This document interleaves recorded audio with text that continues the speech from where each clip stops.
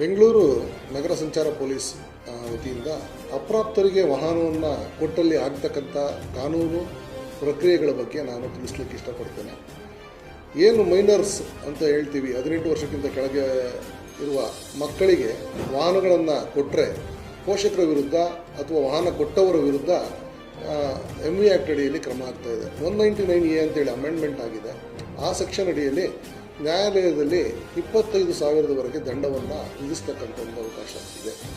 ಅದೇ ರೀತಿ ಅಂಥ ವಾಹನಗಳನ್ನು ಅಪ್ರಾಪ್ತರು ಬಳಸಿ ಈ ಅಪಾಯಕಾರಿ ವೀಲಿಂಗು ಅಥವಾ ಸ್ಟಂಟ್ಗಳನ್ನು ಏನಾದರೂ ಸಾರ್ವಜನಿಕ ರಸ್ತೆ ಮೇಲೆ ಮಾಡಿ ಸಿಗೆ ಬಿದ್ದಲ್ಲಿ ಅಂಥ ಮಕ್ಕಳಿಗೆ JJ ಆ್ಯಕ್ಟ್ ಅಡಿಯಲ್ಲಿ ನಾವು ಪೋಷಕರ ವಿರುದ್ಧ ಕ್ರಮವನ್ನು ಕೂಡ ಕೈಗೊಳ್ತಾ ಇದ್ದೀವಿ.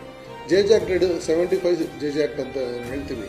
ಅದರಲ್ಲಿ ಪೋಷಕರು ಮಕ್ಕಳನ್ನು ನೆಗ್ಲಿಜೆನ್ಸಲ್ಲಿ ಬೆಳೆಸಿ ಈ ರೀತಿ ಅಪಾಯಕರವಾದ ಪರಿಸ್ಥಿತಿಗೆ ತಳ್ಳಿದ್ದಾರೆ ಅನ್ನೋ ಒಂದು ಕಾರಣವನ್ನು ನೀಡಿ ನಾವು ಅವ್ರ ವಿರುದ್ಧ ಕಾನೂನು ಕ್ರಮವನ್ನು ಕಾನೂನು ಸುವ್ಯವಸ್ಥೆ ಪೊಲೀಸ್ ಠಾಣೆಯಲ್ಲಿ ಸಹ ನಾವು ದಾಖಲಿಸ್ತಾ ಇದ್ದೀವಿ.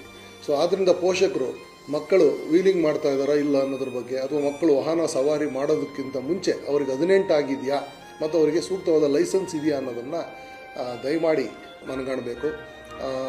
ಯಾವುದೇ ಕಾರಣಕ್ಕೂ ಲೈಸೆನ್ಸ್ ಇಲ್ಲದೆ 18 ವರ್ಷ ದಾಟದ ಮಕ್ಕಳಿಗೆ ಯಾವುದೇ ವಾಹನವನ್ನು ಸಾರ್ವಜನಿಕ ರಸ್ತೆಯಲ್ಲಿ ಚಾಲನೆ ಮಾಡಲು ಅವಕಾಶವನ್ನು ಕೊಡಬಾರ್ದು.